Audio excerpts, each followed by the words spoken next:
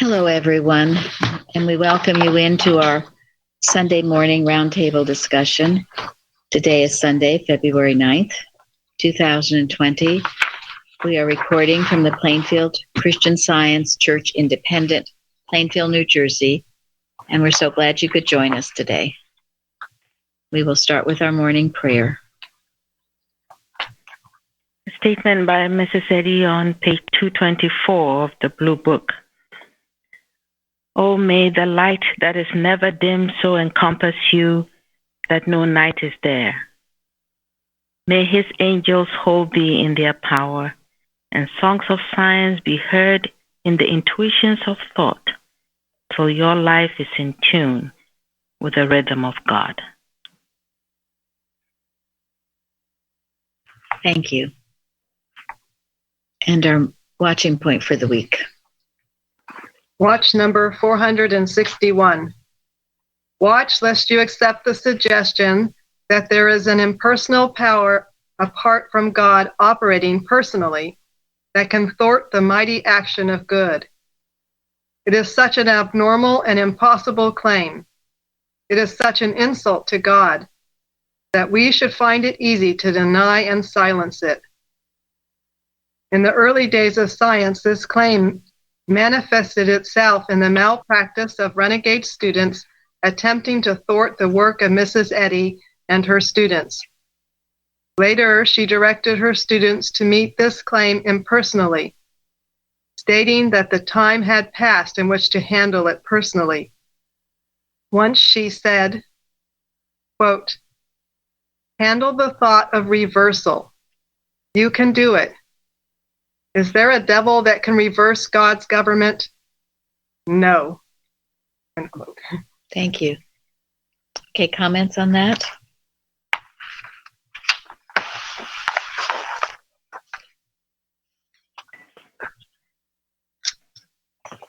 No, there is no government that can reverse God's government. There is no devil that can reverse God's government. No. Yeah.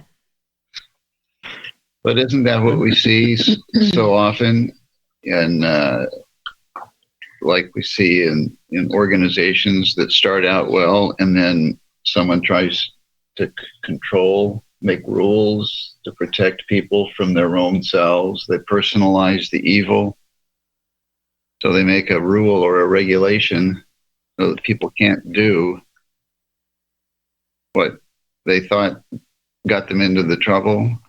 I mean, it just ends up being one mess after the next.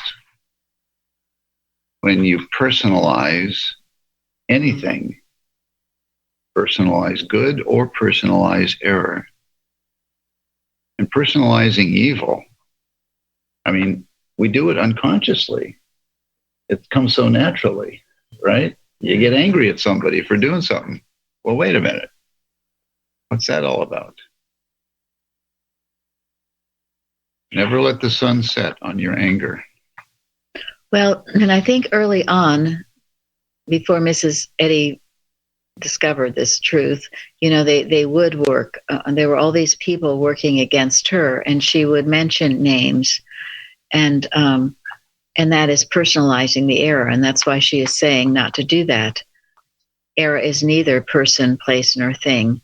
And in personalizing it or saying, so-and-so did me wrong, so-and-so needs to be punished or whatever, you are giving it a life, a voice that it won't have if you depersonalize it or unpersonalize it. What's the Impersonalize. word? Impersonalize. I go through all that.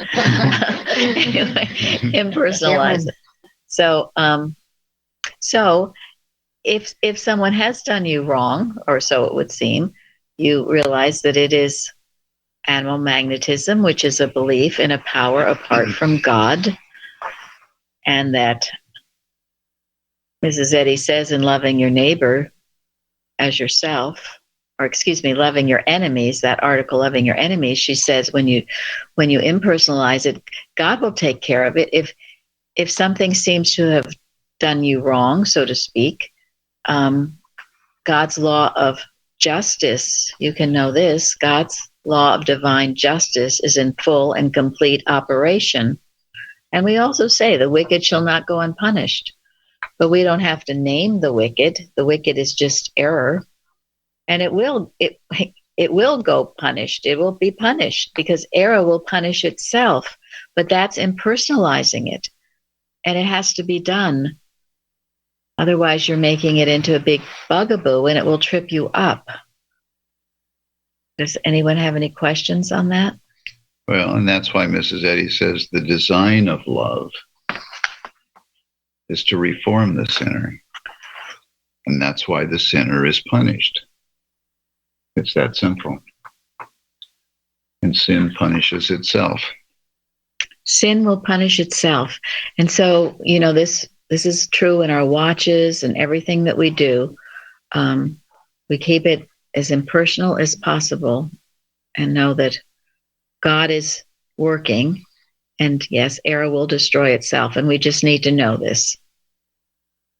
I think it's so important to be aware to do that across the board. And, it's difficult sometimes. You just want to so make it personal. It's, to separate the lie from someone, an individual, I should say, is very difficult. But if we don't do that, well, then you've given it life, so it lives. Yes. Now, sometime in our watches, we've had that watch we've worked with for a long time that Mrs. Evans gave us about, because God is omnipotent, omniscient, omnipresent, there is no such thing as animal magnetism calling itself. Now, you see, that impersonalizes it. But then we list what animal magnetism might be calling itself. And we will say communism, Romanism, what you fill in the blanks, terrorism, other so-called forms of error. But we impersonalize it by that preface. There's no such thing as animal magnetism. There's no such thing as a power apart from God calling itself, wearing this mask. And once you do that, that's the beauty of that watch. Then you can fill in the blanks. That was something that helped me a long time ago. We were taught that it's error using this person. It's animal magnetism using this person. It's not their idea to act stupidly or mean or whatever, but it's animal magnetism using them. So you can kind of pity them and help them out of it mentally if you can. And thank you. If they're willing. It's wearing a mask. The animal magnetism is wearing a mask. And if you see that, it helps you. And then if you read that article, Loving Your Enemy, because it will teach you. Mrs. Eddy had to learn this very important lesson. She couldn't go around hating all the people that were saying terrible things about her and trying to destroy the truths that she knew were true. She couldn't hate them. If she did hate them, it would have killed her. So she learned. Go ahead. Going back to the earlier point, the Wednesday testimony meetings so often involve recounts where the person healed another person by looking not at the individual, but rather the evil behind the person's actions. And we hear that time and time again on the Wednesday testimonies. Thank you. Yes. Yes. This is a real scientific treatment. It's different from any other treatment, Christian prayer and treatment. And then I thought this was beautiful. It was an article in our most recent Liberator, Love is a Liberator. It was by Eaglet. And she speaks about, she says, many years ago at a Bible seminar taught by a Christian Scientist, I heard the speaker say, the prayer that ascends up to heaven is one that has no earthly weight. Now, and then she goes on, because she was praying for this little duckling or something. But anyway, she says, she used that. The prayer that ascends up into heaven has no earthly weight. And in reference to this little duckling that seemed to be dying. She says, I needed to just let go and trust God all the way. It was the final step I needed to take in my prayers. So I let go entirely of any desire to help humanity and trusted God all the way to care for his creation.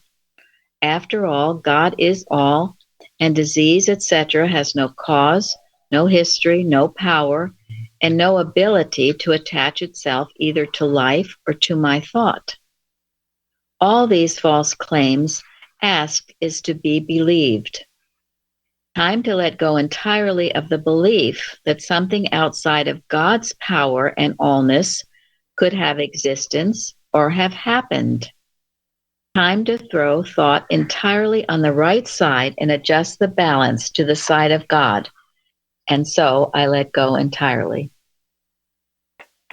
And then she says the next day she sees that little duckling with all the other ones. She couldn't tell one from the other, but she knew because she counted them all that he was amongst them, because she had impersonalized her prayer and wasn't telling God what to do, but was letting God work. And you see, it's so easy. You can pray for something you want, even some healing you want, or that house across the street that you want, or, you want to marry Justin Bieber, or I don't know what you might want. But that is a personalized prayer, and it has earthly weights. So how can it ascend the scales of being and the scales of heaven? You have to let it all go and spiritualize your prayer and let, if you want that house across the street, well, you say, Dear Father, that's a beautiful house. It would be great, but thy will be done. And all I want is to know and love you more. And what will ever bring me closer to you is truly what I want. I don't want anything outside of your will. And if you want to marry Justin Bieber, then what do you do, Florence? Florence told me something very beautiful this week. Really, what you want to marry is the qualities of God. And I'm so moved by some things that I've been feeling lately, like really what we can love these qualities more than any person. Qualities like integrity, truthfulness, trustworthiness. When I say the words, I just feel something. I'm amazed by this. But again, as he says, everything we want is in God. So that's why we seek him first, love him most, and the rest is the other things that we get. The things that shall be added unto you. All these things shall be added unto you. That's beautiful. And by doing that, you love people even more than you ever could have loved them before. In fact, somewhere, I think it's Mrs. Eddy says, Christian Scientists love people more because they love God the most. Or something like that. That's a paraphrase. And I read something in the Blue Book yesterday. It said that the true sense of love is to love God good. Then we love all, for God is all. That love is unlimited and flows out freely to all, and all feel it. The human sense of love narrows itself down to a concept or a person and shuts out others. That is not love. Really, we do not love person. It is the good we love. This true sense of love brings freedom and an enlarged sense of things. And there's a reference to Miscellaneous Writings 3:12, line 1. I thought that described what we're loving, really. That is just beautiful, and that is the truth. And in that loving, you can never feel alone. You always have God with you and all his qualities being expressed if you're expressing them. So you can never feel alone or lonely. It's God's presence and power with you. So instead of praying that you marry Justin Bieber, you pray for that it's the marriage of life, truth, and love, that you have this close connection with the Father, or for any type of relationship you might want. And when you get that, and you get that security and sense of God's presence and power, then if it's right for you to meet someone or have a friend or anybody in your life, it will come. But if you're desperately looking for it and thinking you got to be there or here or anywhere and be with them, and this is this and that, and all this human will comes in, well, people run like you know what, in because they don't want to be with such an insecure person. It can be very annoying. So have your relationship with God first, and then if he brings others into your life, whomever they might be, they will be a great blessing, and you will be a blessing. And this goes on. I mentioned the house or person, but it can go on to all kinds of things. A job, a school you want to go to, anything that you think you want. Impersonalize it. Drop the earth weights and say, Father, whatever you would have for me, your will be done. I am your obedient servant, and I know it will be the best. It will be the best. And you can rest and feel secure in that, because it will be. I 100% guarantee it to be true. I think isn't that the same thing that the testimony where this lady had gone all over the place with this tumor and finally ended up in New York in a practitioner's office. And that's where she said, I really don't care. I found the truth. And that's all that matters to me. I don't care if this is healed or not. And that's when she was healed. Yes. Yeah. Yeah, I think that's in Kate Buck's article, Slow Healing. Mm-hmm. Because always you seek God first, and all these things shall be added unto you, as Christ Jesus said. So these are important life lessons. And if you can just they always say, let go and let God. If you can get where you can do that and give up this fear and sense of control, and you got to know what's going on and who's this and where you're going to be and what's going to happen, well, then you're like a little bundle of nerves forever. And that's not God's plan. So he'll direct your path. Well, I think that in this society we have this that we got to do something. Yes, we pray to God, but let me do this because maybe God expects me to do some work about it, not just sit and wait.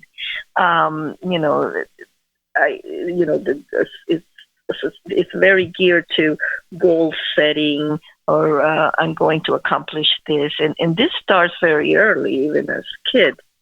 In school, they have, their goals. They want to accomplish this and that. And it's always like, it's that sense that I have to do something. I just cannot. Yeah, let me help God, so to speak.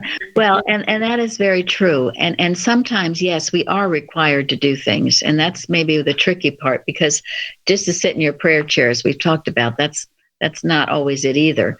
But once you get a relationship with the Father, you'll feel a nudge, or you'll feel something come to you to do.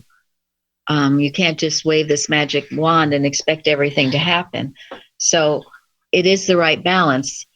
But that's a very good point. Thank you, Pilar. Sometimes you're definitely required. If you want to get into a school, you have to apply. You can't just sit in your chair and say, well, everything will be great. And you've got to do the best you can. But I guess the point being, if you keep turning it to God day by day, Father, what would you have me do?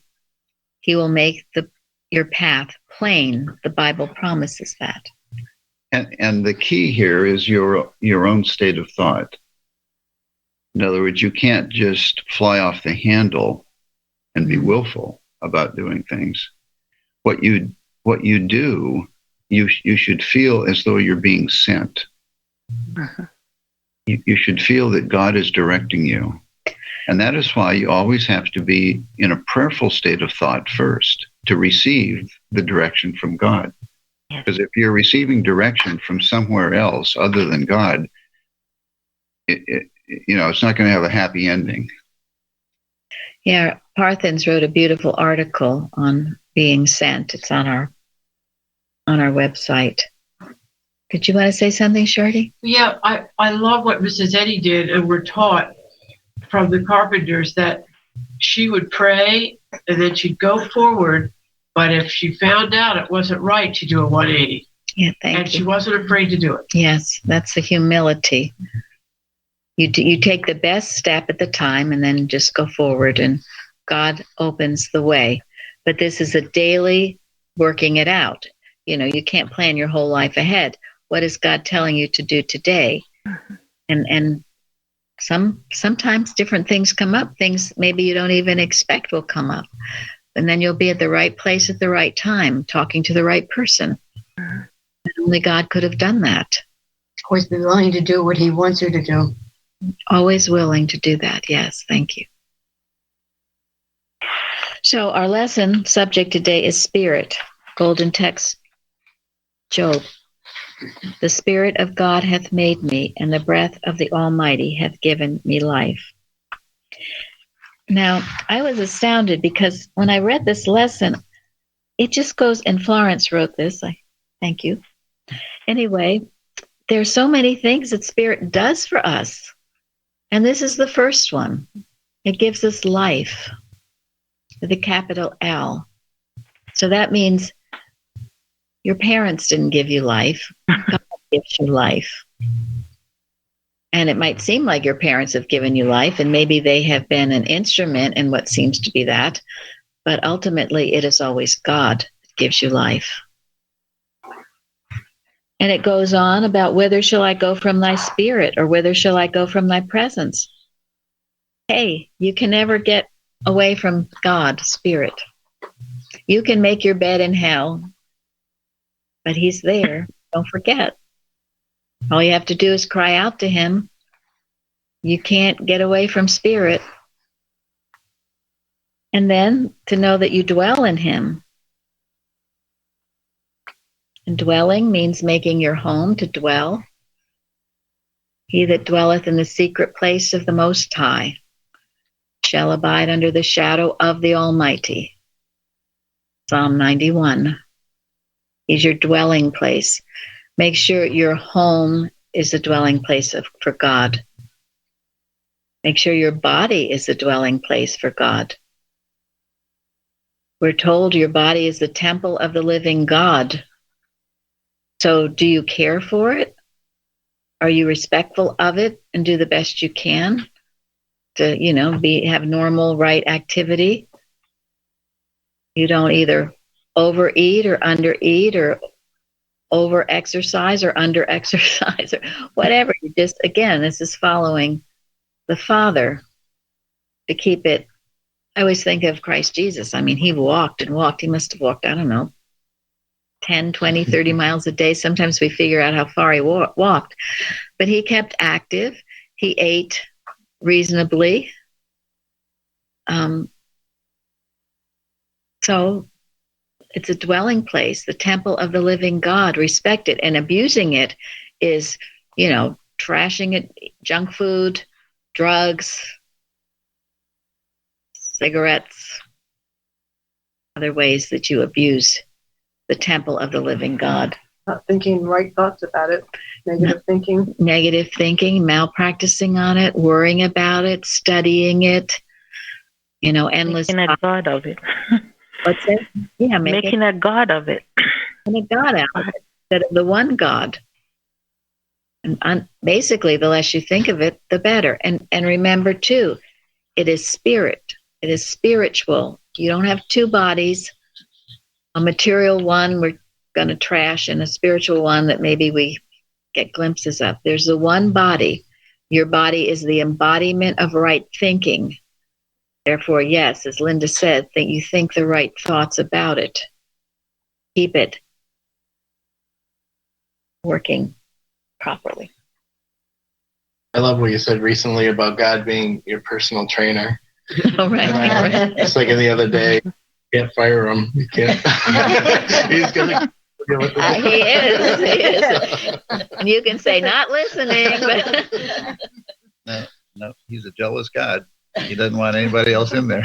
Yeah. It's his job. And then, so we dwell in him, and then he makes you free from the law of sin and death. How great is that?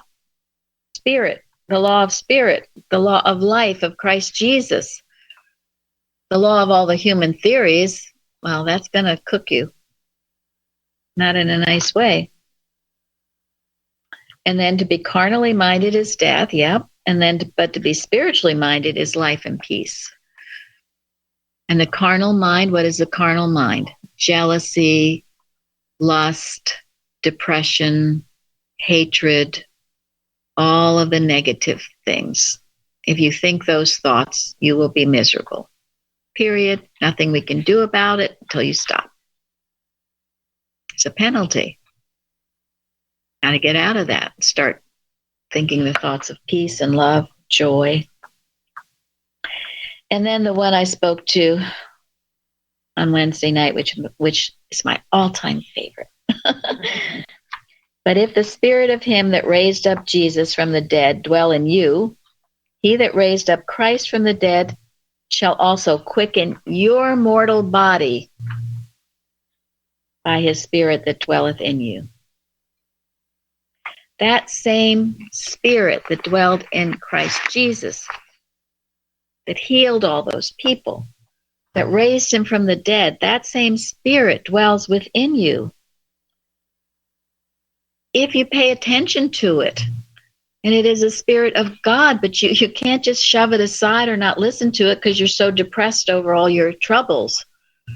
You got to tune in. What did they used to say in Sunday school? You tune in to channel G-O-D. Station G-O-D.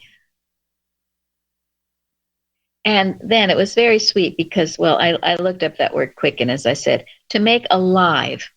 So you're feeling dead and depressed. The Spirit of God will make you feel alive. It's going to revive you. It'll bring you out of that bed of sickness and sorrow.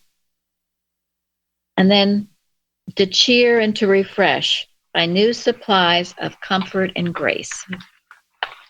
New supplies every day of comfort and grace. That's what that spirit is doing for you.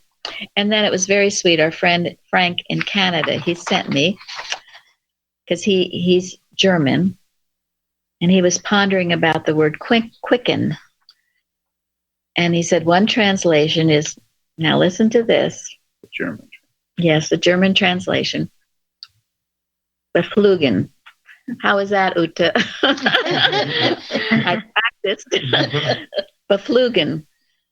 Okay, I don't know if I pronounced it right, but he said the B part is the change of the state or condition. And then the Flugen part means on wings.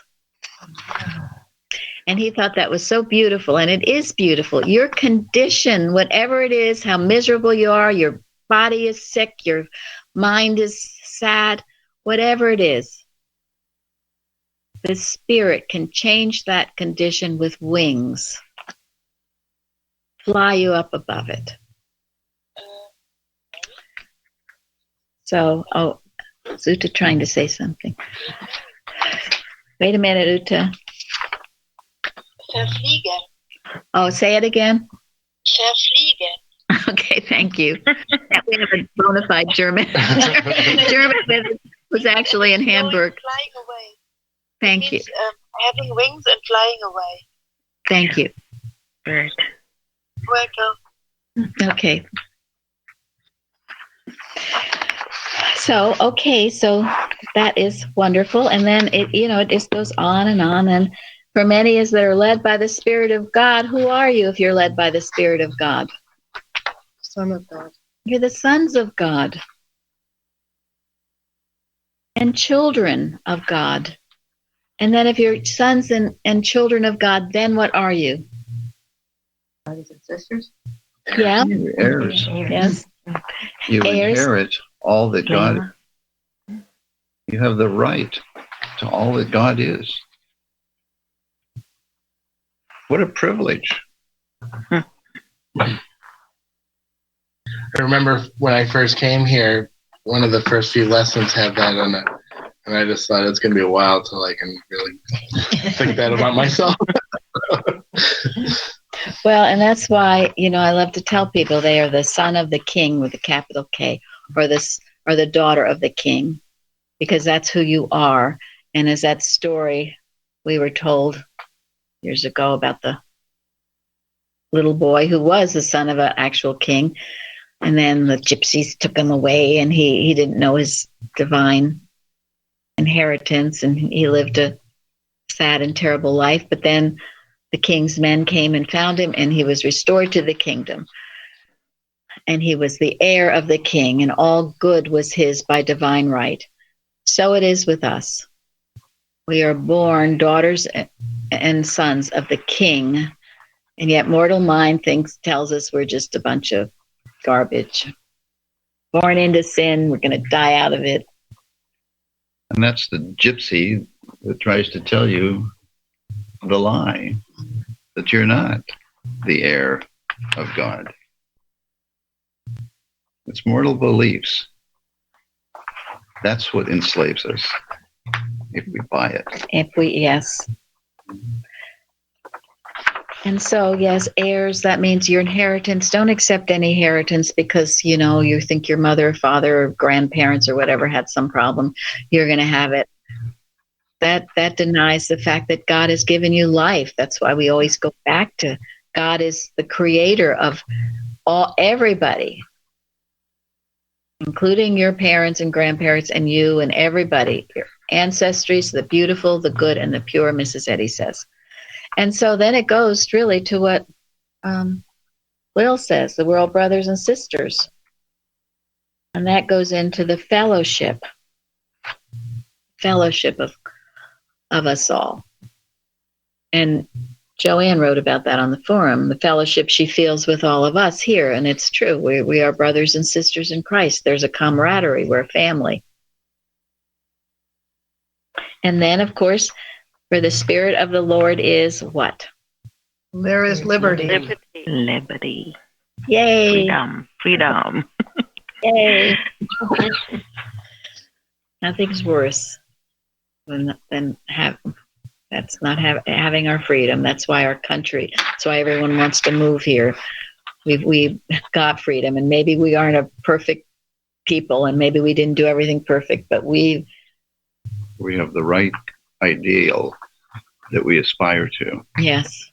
And that's why the revolution that created the United States of America was the only genuine revolution that's ever occurred in the world, because it's the first creation of a government that is designed around this spiritual fact, this truth, that it's based on, first, the Spirit of the Lord. And that is the basis of our government. That is why it has prospered. That's why it has succeeded for so many years. And if we ever lose that, we lose everything. And as we've been taught here, we know that Mrs. Eddy, the reason she was able to discover and found the church, the founder, to establish the science as a legitimate organization, and to bring it to fruition was because the government of the United States allowed it. She wouldn't have been able to do it anywhere else in the world. It would have been too challenging and too threatening to the establishment.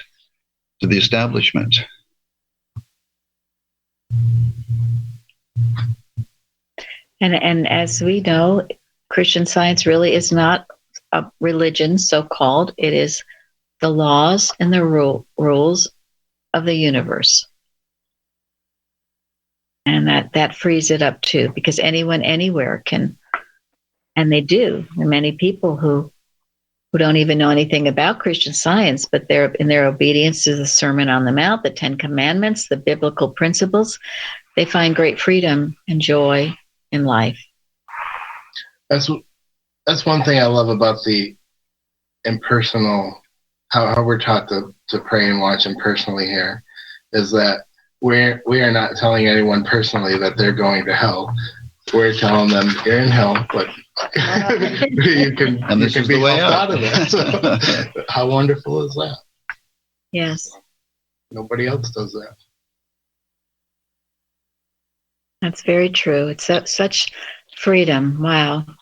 We must thank God every day for it and do all that we can to preserve it and to preserve our Christianity in this country, which is under attack.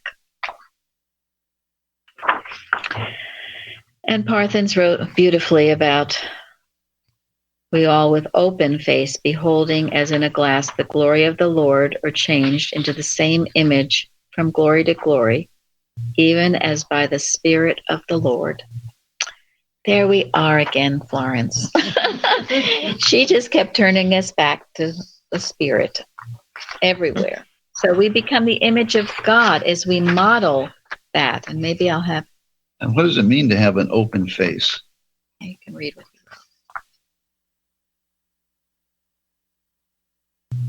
wrote.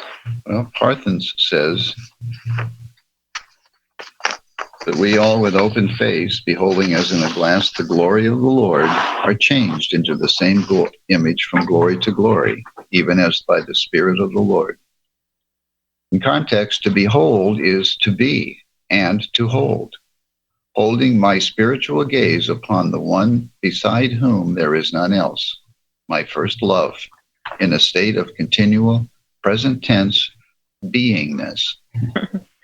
This keeping or holding attention has nothing to do with bemused, distracted, material ecstasy, but it has everything to do with holding up to the word of promise, jealously attentive to it, keeping myself jealously attentive to it, keeping myself in a word-enriched, thoughtful, watchful state of heightened awareness of the one of whom I am image and likeness, the mindset and the stillness of a soldier standing at attention.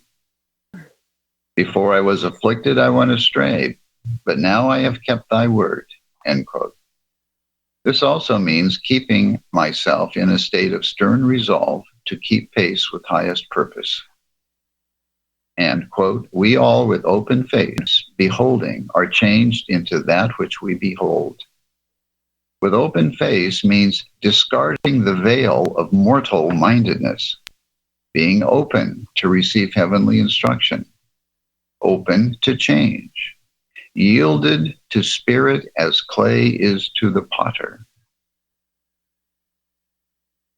It's beautiful. And so what is your model? Are you an open face to become the image and likeness of God? And that's who we should want to reflect. And then it was brought out also beautifully in Science and Health about Florence and Suzanne wrote to it. Man is the idea of spirit. He reflects the beatific presence, illuming the universe with light. Are you doing that? Are you illumining the universe with light?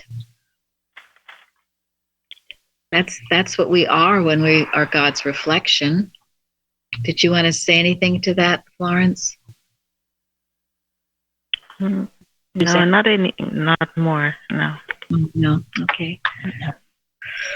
Well, yes. Just think of that. It is a beautiful thought that's what we all are to do. And if you're not illuminating the universe with light, if you're not illuminating the universe with your joy, with your friendliness, with your kindness, with your peace, then you're not going to be happy because you're not doing what you were created to do.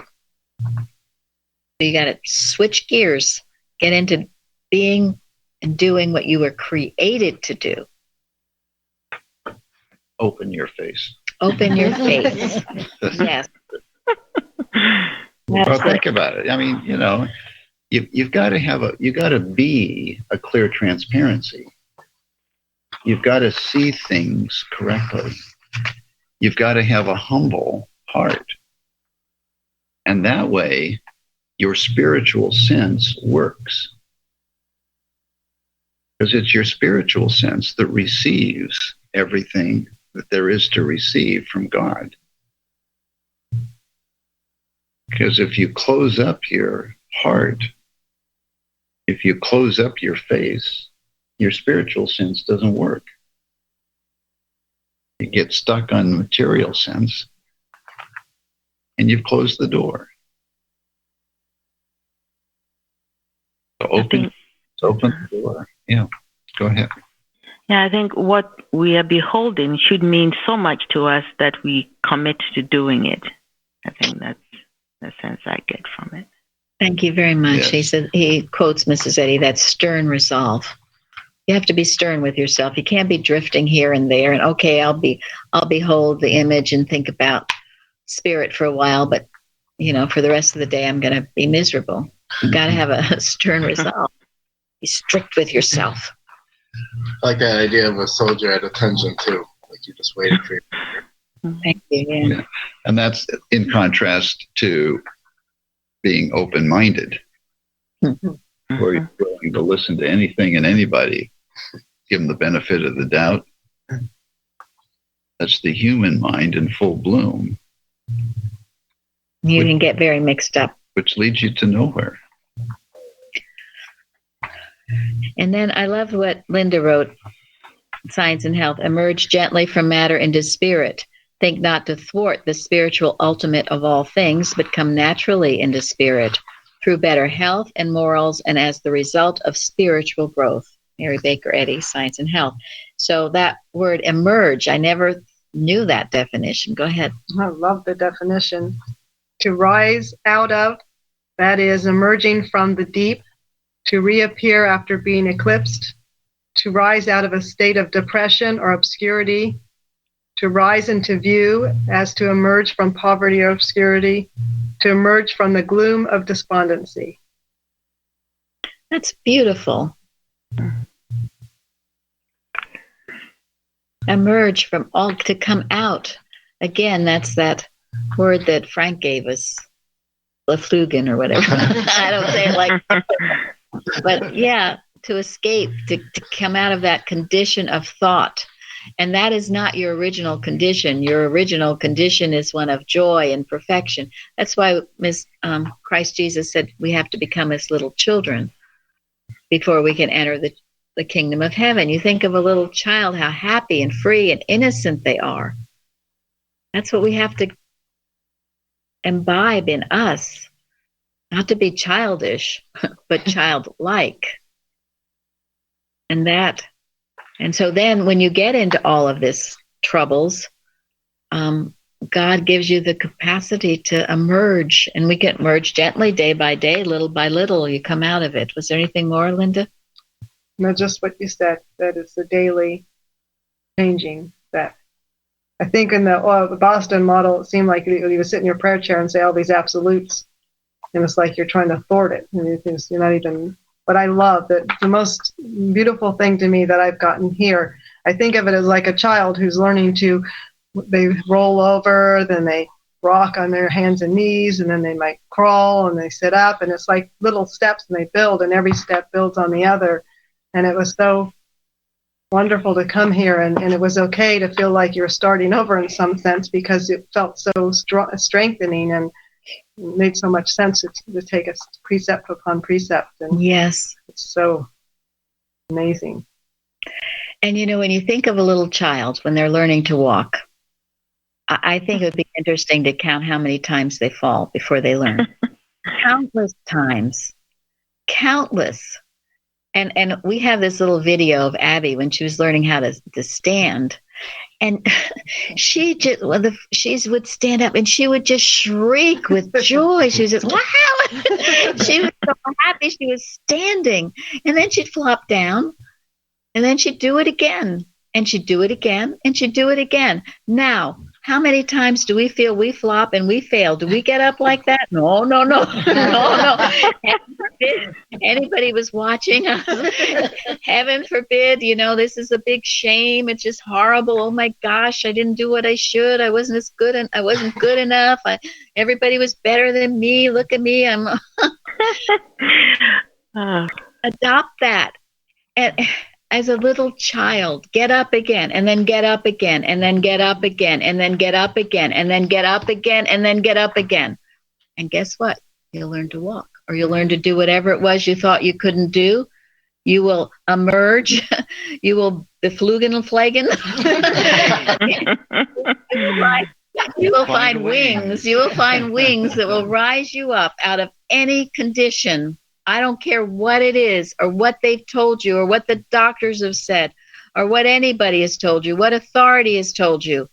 Bourgeois, as Mrs. Evans loved to say, rather than the other word that I do occasionally use, which I know I shouldn't. But anyway, so Carol, you read Bible, citation 6, please.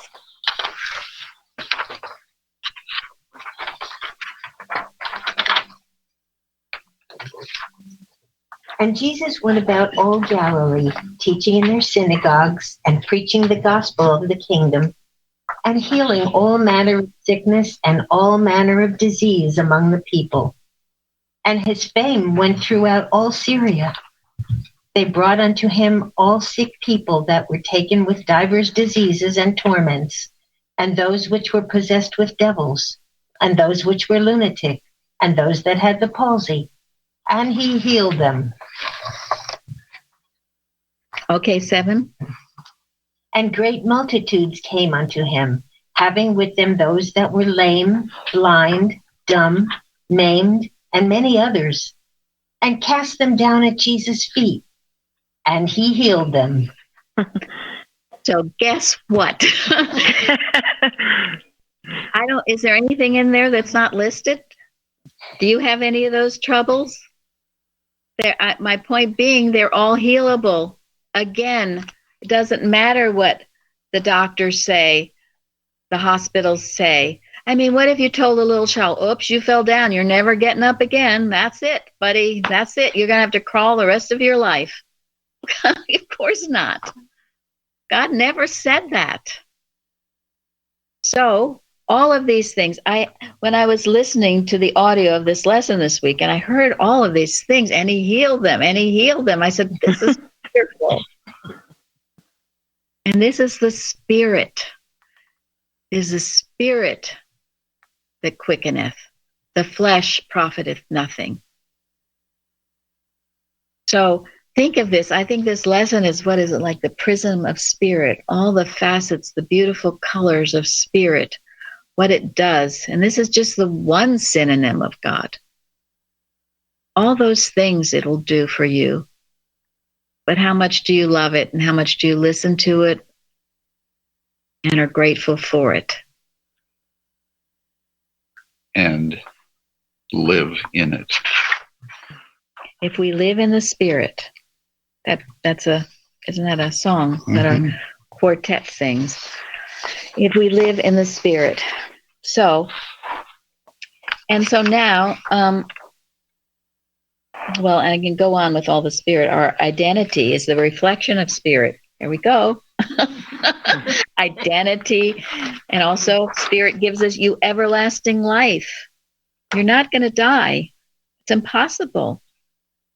He that soweth to the Spirit shall of the Spirit reap life everlasting.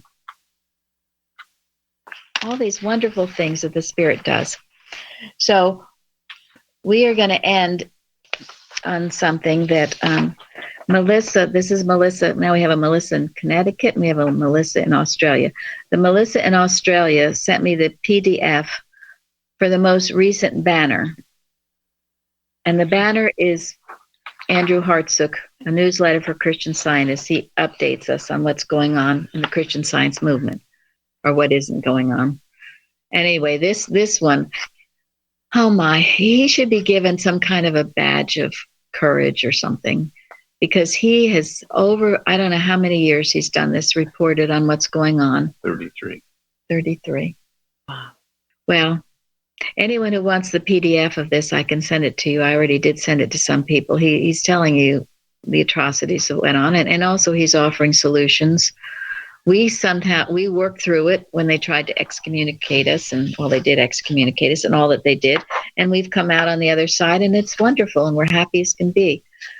But there were things that were committed that would have, well, he said he put Mrs. Eddy's 88th manual into shambles. So it's a good thing to read. It's a good thing to know, because we need to know our history so we know what's what and who's who. But at the end of this, he quotes, it's just beautiful. I'll have Gary read it. The cornerstone of Christian Science, Perfect God and Perfect Man, an excerpt from an address at the 1933 Chicago World's Fair by Peter V. Ross. And he talks about the effect of prayer. The sublimest and most effective prayer is this: Father, give me the glory I had with thee before the world was. Break this mesmerism that envelops me. Ask for the return to heaven and freedom which you had at one time and which you will have again. Every time you voice the truth, you are breaking this mesmerism and stepping out into the power of endless life. Refuse to argue anymore for sickness, lack, death, trouble, danger, pain, discouragement, weariness, etc., but for the fact that life is God, health, strength, harmony, endurance, safety, ageless, deathless being. Pour these truths into your consciousness daily and hourly. They will heal you. Develop your capacity to be a success. Clarify your vision, and you will walk this earth a free man, dignified, unafraid, confident, and fearless. Thank you all for joining us today. Thank you. Thank you. Thank you. Thank you. Thank you. Thank you.